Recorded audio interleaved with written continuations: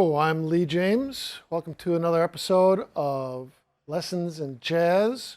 We're going to pick up on all the things you are that we've been practicing with for the last few lessons, and now apply our newly found knowledge of playing the modes and to start forming some ideas.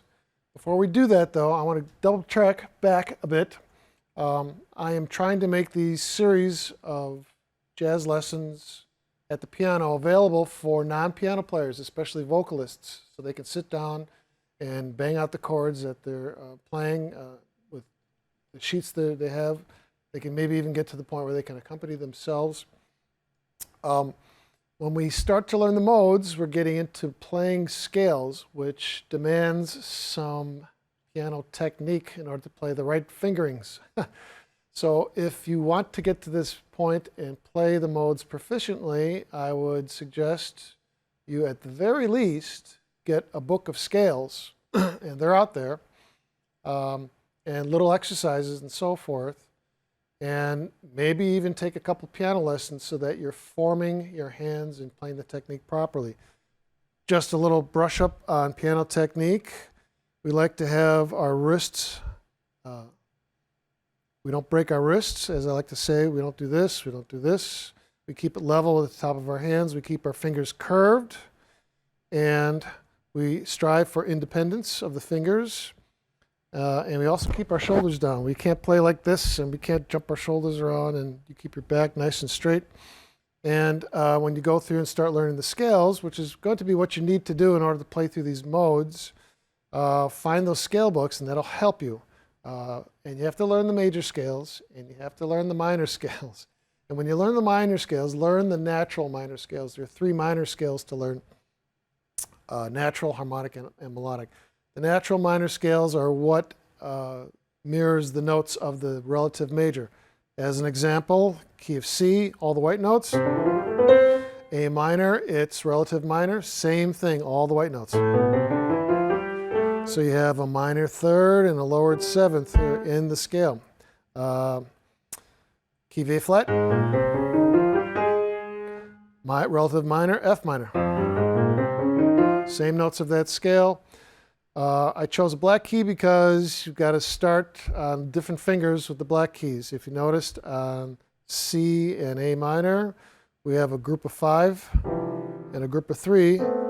And same thing up here, group of 3, group of 5, in which to play our scales. Thumb under, third finger over. When we're playing the black scale keys, we can't start on thumb and 5th finger. We have to start on our 3rd fingers. And then we have things like 4th finger over. And as you can see, we wind back up on our 3rd, thumb under, or 3-2. Okay?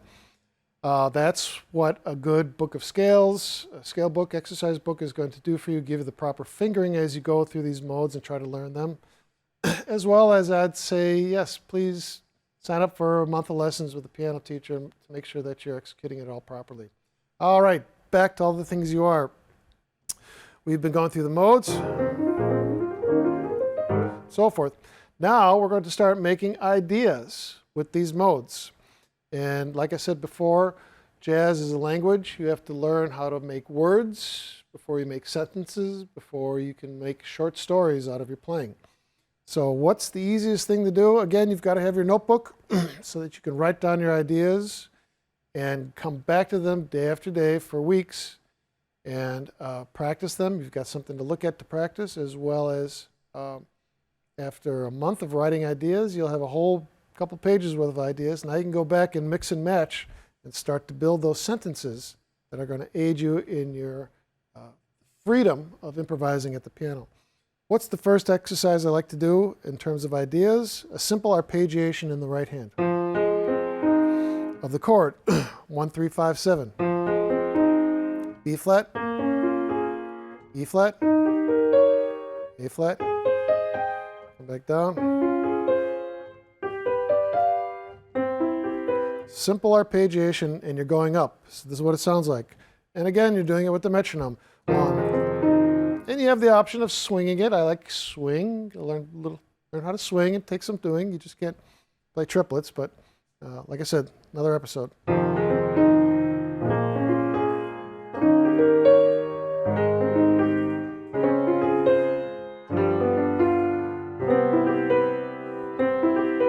Repeat it on those double measures.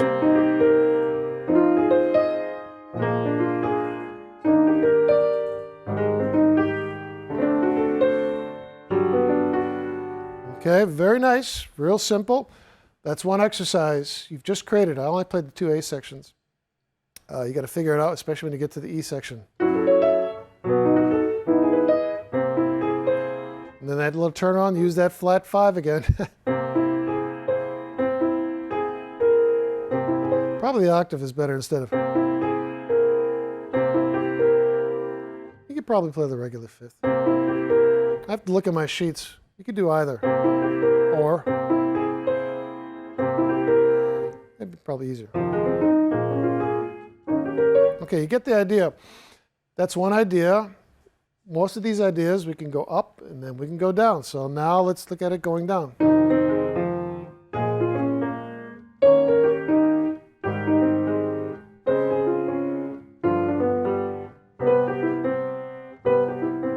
Okay, now we have from one idea, 2 ideas, just by reversing the course. This does 2 things. Of course, it doubles your ideas, but it forces your mind's eye to start seeing other tones besides the root tone, all right? We've been learning how to see that root tone when we're forming the open position chords, okay? We're seeing it when we do this very first exercise in an improvisation. There's our root, we see it.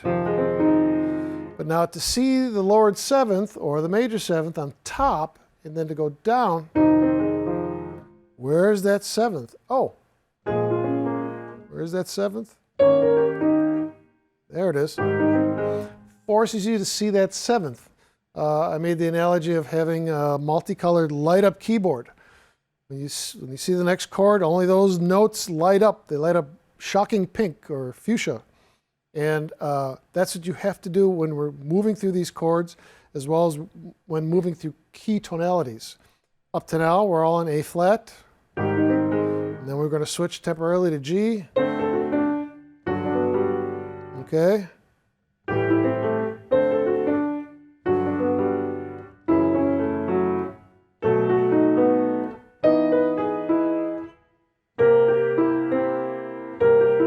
So there it is. So that's beautiful. From one idea, we get 2 ideas. We have double the ideas instantly, all right? Now we start varying that simple arpeggiated idea.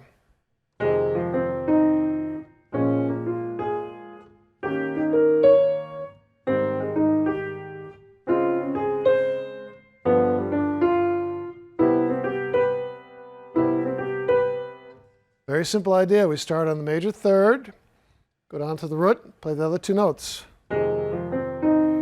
Okay, and do that again for the whole song, and we can do the same thing that we did with the first one, do it inverted was. Forces you to start and see that 7th again.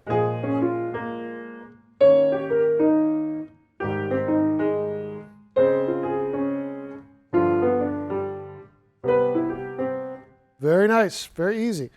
So now, in a matter of minutes, we have 4 ideas with which to play. With only those 4 ideas, now we can make another exercise out of that.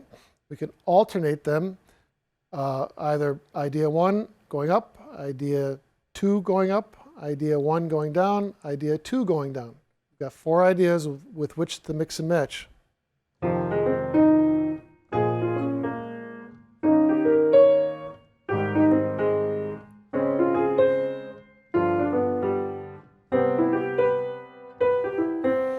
That's the first idea. Second idea.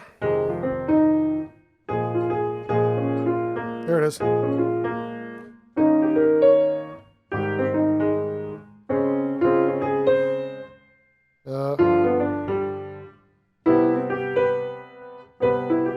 Do that going up and down. That's another 2 exercises just using the two ideas going up and down. Now, of course, we can mix and match all of those into another set of ideas, and they could be random, okay?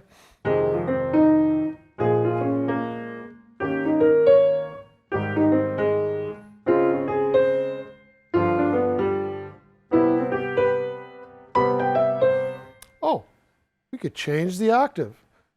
Same idea, but now we went up an octave. So we're changing the tonality a little bit as a variation.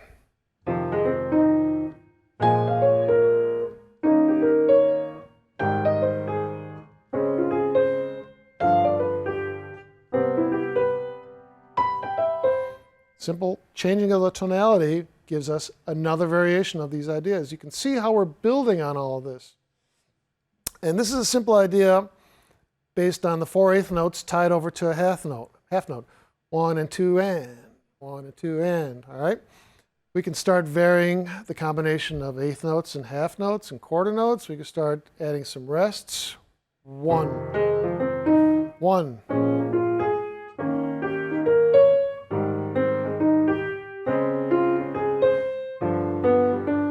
So now we're resting on 1 and starting the same lick on beat 2 and tying it to a quarter note for 4 beats instead of a half note.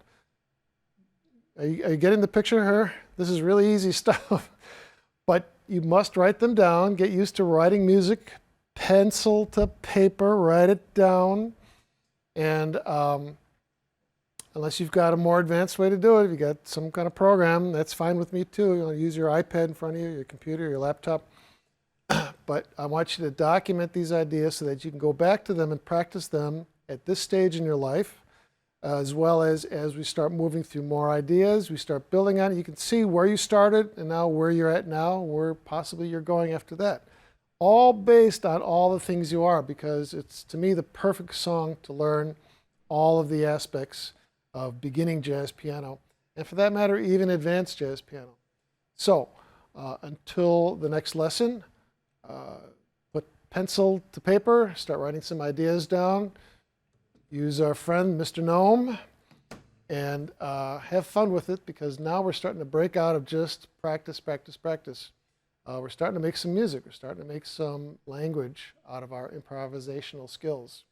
So until next time, this is Lee James bidding you farewell, and don't forget to practice this week.